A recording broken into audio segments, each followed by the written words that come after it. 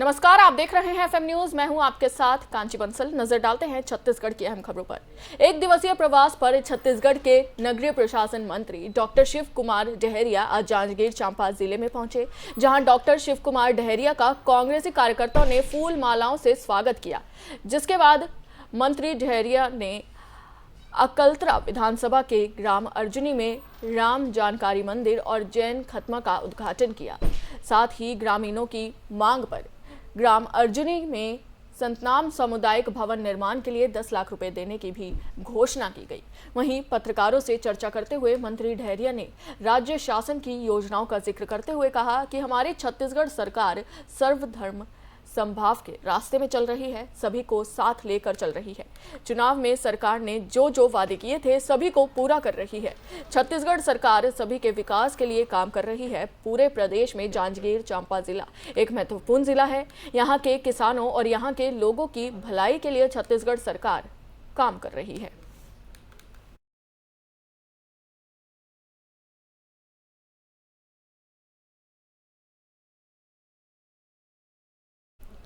आपको बता दें कि एक दिवसीय प्रवास पर छत्तीसगढ़ के नगरीय प्रशासन मंत्री डॉक्टर शिव कुमार डहरिया जांजगीर चांपा जिले में पहुंचे हैं, जहां डॉक्टर शिव कुमार डहरिया का कांग्रेसी कार्यकर्ताओं ने फूल मालाओं से स्वागत किया।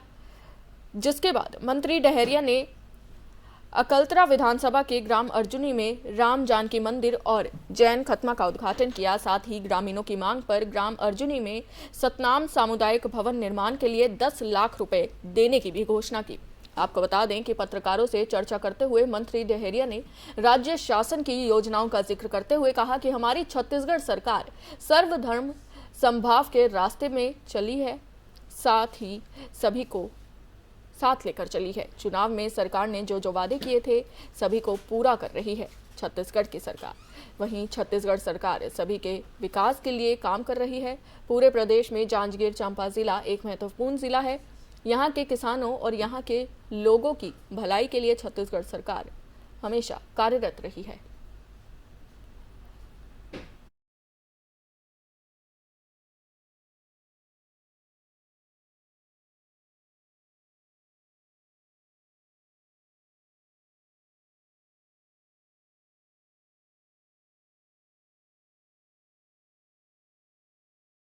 छत्तीसगढ़ राज्य महिला आयोग का आज 21वीं स्थापना दिवस है। इस मौके पर राज्य महिला आयोग की अध्यक्ष डॉक्टर किरणमयी नायक ने बताया कि छत्तीसगढ़ में राज्य महिला आयोग की स्थापना को 21 साल पूरे हो गए हैं। छत्तीसगढ़ राज्य महिला आयोग में महिलाओं की समस्याओं के समाधान के लिए निरंतर कोशिशें जारी हैं। 8 मार्च 2021 को व्हाट्सएप कॉल सेंटर का गठन कर महिलाओं को व्हाट्सएप नंबर पर शिकायत की सुविधा भी दी गई है। इसमें अब तक 2000 से अधिक कॉल आ चुके हैं। इस पर आवश्यकता अनुसार सुझाव, मार्गदर्शन और निराकरण किया गया है। जनवरी 2022 तक कुल 2022 पीड़ित महिलाओं के हमें कॉल आए हैं, जिसमें 2204 शिकायतों की सुनवाई भी की गई है। आगे डॉक्टर किरणमयी नायक ने शासन की कई नई योजनाओं के बारे में बताते हुए कहा कि महतारी न्याय रथ का शुभारंभ मुख्यमंत्री भूपेश बघेल की ओर से किया जाएगा। महतारी न्याय रथ के माध्यम से महिलाओं की हर तरह की समस्याओं का निराकरण का प्रयास किया जाएगा। साथ ही महिलाओं की समस्याओं और कानूनी अधिकारों से संबंधित विषय पर वीडियो, ऑडियो क्लिपिंग के माध्यम से प्रचार किए जाने की योजना तैयार की गई है। इन महिला आयोग में मेरा कार्यकाल 21 महीने का हुआ है और आज 24 मार्च को हमारा महिला आयोग छत्तीसगढ़ में 21 वर्ष का हो गया है। और इस 21 माह के कार्यकाल में हमने पूरे छत्तीसगढ़ का लगभग 2 से 3 बार दौरा किया है और 105 जन सुनवाइयाँ हुई हैं, जिनमें 2204 मामलों की सुनवाई हमने की है। 674 मामले नस्तीबद्ध हुए हैं। इस 21-22 के इस कार्यकाल में मैंने पूरे छत्तीसगढ़ का जो दौरा किया, इसके अलावा 4 राज्यों का मैंने दौरा किया है, उड़ीसा, पंजाब, हरियाणा और हिमाचल प्रदेश। एनसीडब्ल्यू के साथ भी हमारा काम हो रहा है, उसकी गूंज पूरे एनसीडब्ल्यू से पूरे देश में हो रही है। छत्तीसगढ़ को इम्पोर्टेंस मिल रही है और छत्तीसगढ़ में हम महिलाओं की हर तरह की समस्या का समाधान कर रहे हैं। इन 21 महीनों में मेरा जो दावा है वो ये है कि पूरे छत्तीसगढ़ में महिलाओं के प्रति अन्याय या अत्याचार का ऐसा कोई भी मामला लंबित नहीं है जिस पर कोई कार्रवाई पुलिस नहीं कर रही है या कहीं पर अदालत में नहीं जा रहे हैं, जिन मामलों में आप मीडिया के साथ ही भी हमें कोई रिपोर्टिंग भेजते हैं तो हम सुओ मोटो कॉग्निजेंस में लेते हैं, हमारी सदस्यों को हम पीड़ित महिलाओं तक भेजते हैं। तो इस तरीके से हमारे महिला आयोग के कार्यकाल जारी है और आप सबके आशीर्वाद से हम बहुत अच्छा काम कर पा रहे हैं। एक जो महत्वपूर्ण काम हम करने जा रहे थे, जिसकी पिछले साल हमने चर्चा की थी, वो था कि महिला आयोग अब महिलाओं के लीगल मामलों की जानकारी और अवेयरनेस फैलाने का काम प्रदेश भर में करेंगे। मुख्यमंत्री महतारी न्याय रथ हमने एक योजना तैयार की थी, जिसमें राज्य शासन ने स्वीकृति दे दी है कि डीएमएफ फंड का पैसा सीधे महिला आयोग के खाते में भेजा जा सकेगा। और आप लोगों को बताते हुए खुशी है कि दुर्ग जिले से 10 लाख रुपए और कांकेर जिले से 5 लाख रुपए महिला आयोग के अकाउंट में आ चुके हैं। और हम अब मुख्यमंत्री महतारी न्याय रथ तैयार कराएंगे और इस रथ की भव्य लॉन्चिंग हम रायपुर राजधानी से शुरू करेंगे। माननीय मुख्यमंत्री जी का हम समय लेंगे।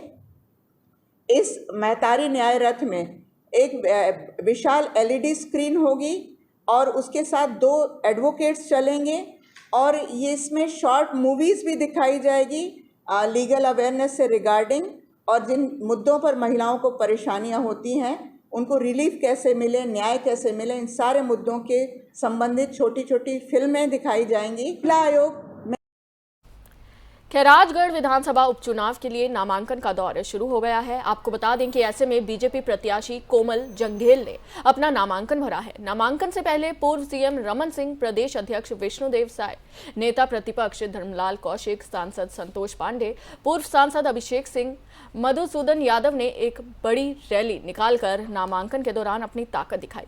वहीं पूर्व सीएम रमन सिंह ने बताया कि 5 सेक्टर में बांटकर वे चुनाव लड़ेंगे। वहीं आगे रमन सिंह ने क्या कुछ कहा है, आपको सुनाते हैं।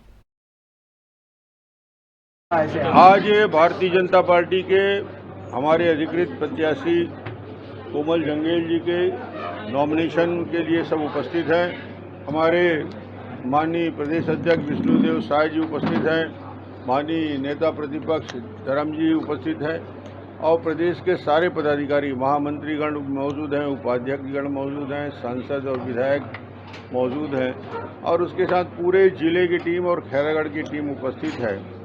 आज हम सब यहां से नॉमिनेशन के लिए जाएंगे कलेक्ट्रेट में और पूरे जोश खरोश के साथ जो कार्यकर्ताओं का उत्साह देख रहा हूं मैं कार्यकर्ताओं के अंदर, वो चाहे युवा मोर्चा हो, महिला मोर्चा हो, भारतीय जनता पार्टी और पूरे खैरागढ़ के क्षेत्र में एक वातावरण का उत्साह बना है, क्योंकि कोमल जंघेल एक जाना पहचाना नाम है। 1 बार नहीं, 2 बार नहीं, 4 बार जनता के बीच जा चुका है, 2 बार विजयी घोषित हुआ है और लगातार संसदीय सचिव के रूप में क्षेत्र में सीधा संपर्क और सरलता और सहजता के साथ एक किसान का बेटा जिस प्रकार आज अपने आप को पहचान बनाने में सफल हुआ है, तो भारतीय जनता पार्टी के प्रत्याशी को कोई पहचान बनाने की ज़रूरत नहीं है, कोई पहचान बताने की ज़रूरत नहीं है।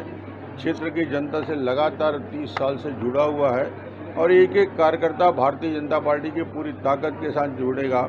हमारे पास पूरे खैरागढ़ के उस विधानसभा में 15 साल में विकास के बड़े बड़े माइलस्टोन हैं, बड़ी बड़ी उपलब्धियां हैं जो खैरागढ़ में हमने छुई खदान में, गंडई में और गांव-गांव में सड़कों का जाल बिछाने का काम जो हुआ है, वहाँ जितनी भी उपलब्धियां आज खैरागढ़ में हैं वो भारतीय जनता पार्टी के 15 साल के शासनकाल में है।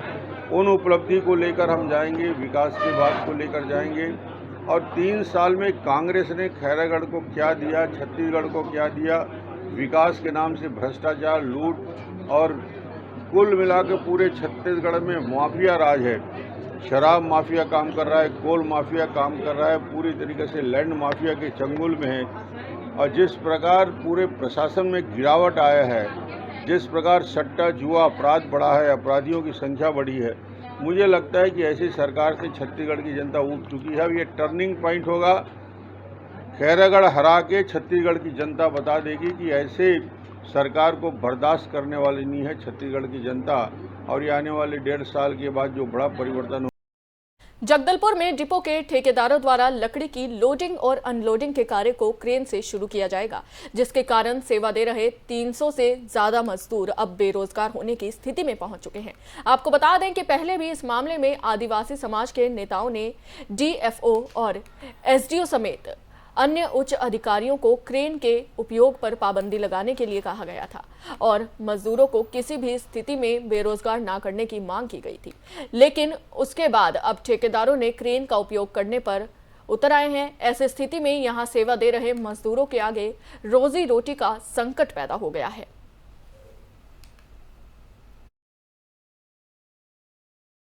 आदिवासी समाज के पदाधिकारियों के साथ में हमारे समुदाय के लोग यहाँ कलेक्टर महोदय के पास अपना दुख दर्द लेकर पहुँचे हैं। हम बताना चाहते हैं कि जगदलपुर और माचकोट रेंज वन रेंज में 2 लकड़ी के डिपो सरगीपाल और नकटी सेमरा में संचालित है, जहाँ आसपास के मज़दूर जब से वहाँ लकड़ी डिपो स्थापित तो वहाँ लकड़ी लोडिंग और अनलोडिंग का काम करते आ रहे हैं, यानी 30-40 साल से ये निरंतर कर रहे हैं।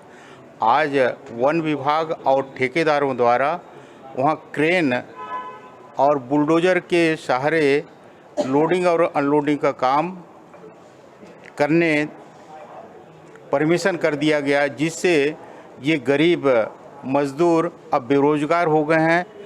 इनके जीवन यापन का रास्ता ही बंद हो गया है।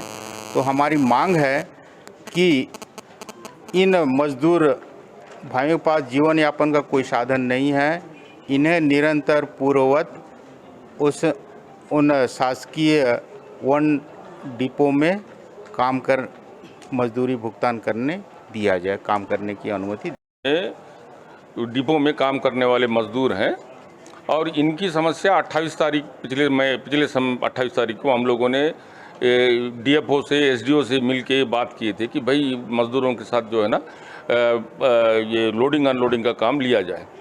और अभी जो है फॉरेस्ट डिपार्टमेंट अपने वादे से मुखर कर जो है ना फिर से जो है लिफ्ट के माध्यम से जो है ना लोडिंग अनलोडिंग कराने का काम कर रही है। ये बेचारे तो गरीब हैं, आदिवासी हैं और यहाँ हमेशा जंगलों में काम करने वाले लोग हैं। इनको मजदूरी से हटा कर यदि लिफ्ट के द्वारा यदि लोडिंग अनलोडिंग करेंगे तो इनके बाल बच्चे तो भूखे मरेंगे। इसीलिए हम ये कलेक्टर साहब से मिलने आए हैं कि भाई आज जो है इनको लगातार डिपो में काम मिलता रहे और लोडिंग अनलोडिंग का काम ही नहीं, फॉरेस्ट में कटाई का काम भी ये मजदूरी करते हैं और इनके साथ ऐसा व्यवहार वन विभाग कर रहा है। कल के दिन डिपो में किसी प्रकार की कोई घटना ठेकेदारों के साथ होती है तो उसका जिम्मेदार जो है ना वन विभाग होगा, ऐसा हम छत्तीसगढ़ सर्व आदिवासी समाज। मुंगेली में तेज रफ्तार का कहर देखने को मिला है। बाइक सवार युवक को गाड़ी ने टक्कर मार दी है। आपको बता दें कि टक्कर इतनी तेज हुई कि बाइक सवार युवक की घटनास्थल पर दर्दनाक मौत हो गई। ये मामला चिल्फी चौक का है, जहां पर ये दर्दनाक हादसा हुआ है। जानकारी के मुताबिक मृतक का नाम प्रदीप खुटे बताया जा रहा है। सूचना मिलने पर चिल्फी पुलिस और मौके पर पहुंची और घटनास्थल का मुआयना भी करा। वहीं पुलिस की ओर से बताया जा रहा है कि गाड़ी चालक वाहन छोड़कर मौके से फरार हो गया है।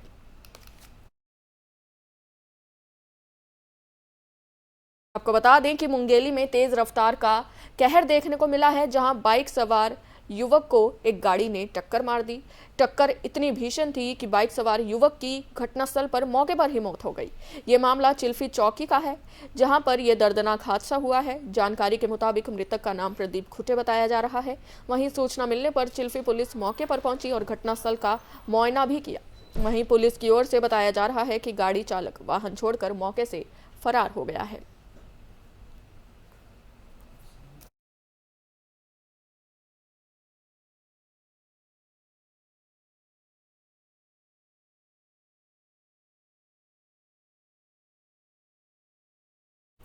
दंतेवाड़ा के गीदम जनपद में बीजेपी समर्थित जनपद से अंतिविवेक अध्यक्ष चुने गए हैं, जिनके खिलाफ बीजेपी के ही सदस्यों की ओर से अविश्वास प्रस्ताव लाया गया था। कल अविश्वास प्रस्ताव ध्वस्त होने पर बीजेपी जिलाध्यक्ष चोराम अटामी की ओर से विधायक देवती महेंद्र कर्मा और जिला पंचायत अध्यक्ष तुलिका कर्मा पर आरोप लगाते हुए कहा कि कांग्रेस की रणनीति नाकाम रही। उल्लेखनीय है कि जिला अध्यक्ष की ओर से विधायक पर आरोप लगाया गया है कि बीजेपी के कुछ जनपद सदस्यों को रात भर विधायक ने बंगले में रखा था और उन्हें 5 लाख रुपए देकर खरीदने की कोशिश भी की गई थी।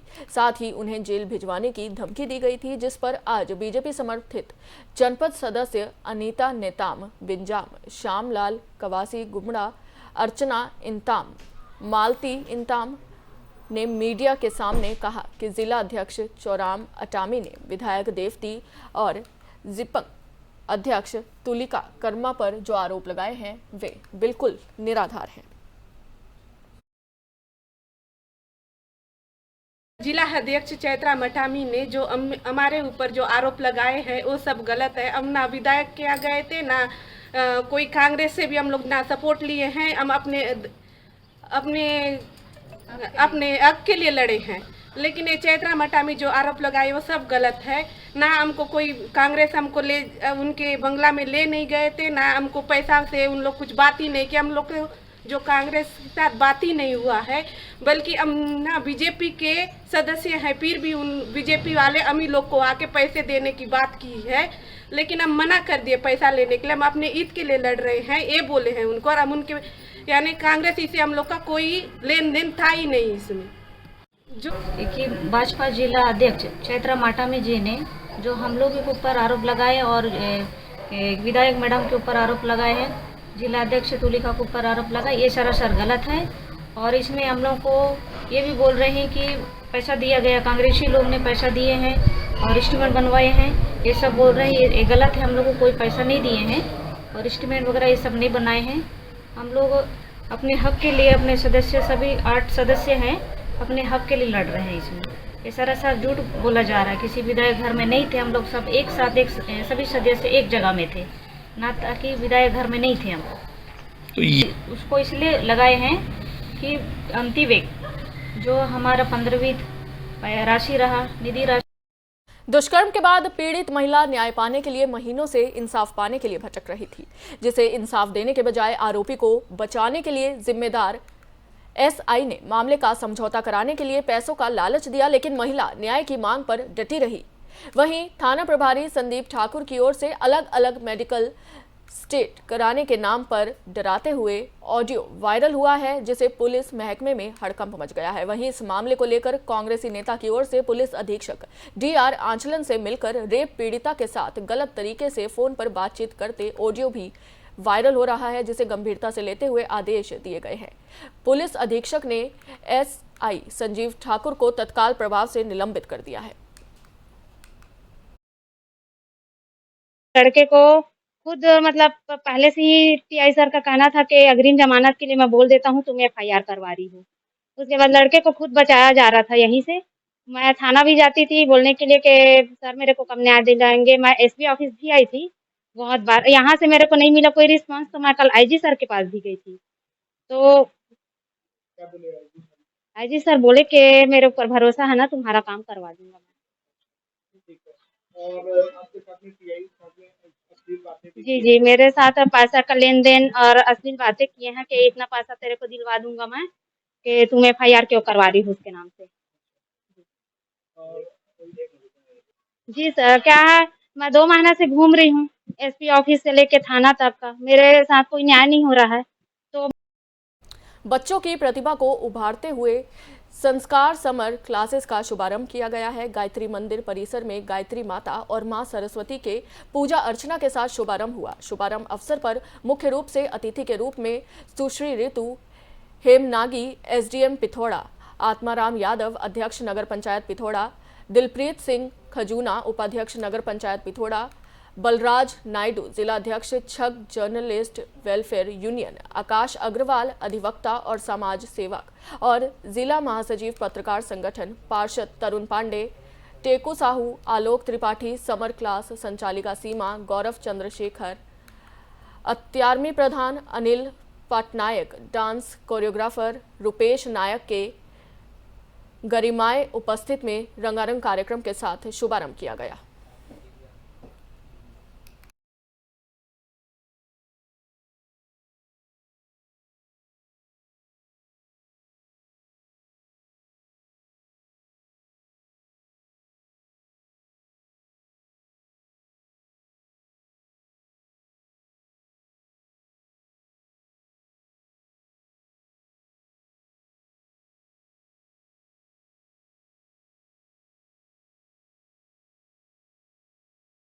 मध्य प्रदेश सरकार के गृह विभाग ने वर्तमान में निलंबित आईपीएस ऑफिसर पुरुषोत्तम शर्मा के खिलाफ 2 अलग अलग मामलों में विभागीय जांच के आदेश जारी किए हैं। सरकार ने suspended IPS officer Purushottam Sharma के खिलाफ पहले मामले में संचालक लोक अभियोजन रहते हुए नियमों के खिलाफ कार्य किया। उन्होंने नियमों के विपरीत जाकर 249 अधिकारियों और कर्मचारियों का अटैचमेंट किया था। पुरुषोत्तम शर्मा ने नियमों के विपरीत जाकर 22 जिला लोक अभियोजन अधिकारी, 99 सहायक जिला अभियोजन अधिकारियों को एक जिले से दूसरे जिले में अटैच किया था। साथ ही 128 सहायक ग्रेड 3 एमपीसीडी समेत 249 अधिकारियों को भी दूसरे जिले में अटैच कर दिया था, जबकि नियमों में अटैचमेंट की कोई व्यवस्था ही नहीं है। इस मामले में सरकार ने लोक अभियोजन निदेशालय के प्रभारी संयुक्त संचालक अजय सिंह भंवर को जांच अधिकारी बनाया है। इसके अलावा सरकार ने एक अन्य मामले में 27 सितंबर 2020 को सोशल मीडिया पर वायरल वीडियो में उनकी ओर से अनैतिक उपचारण और पत्नी के साथ घरेलू हिंसा किए जाने के लिए कार्रवाई पर जांच करने के आदेश भी दिए हैं। इस मामले में पुलिस महानिरीक्षक इरशाद वली को जांच अधिकारी नियुक्त किया गया है।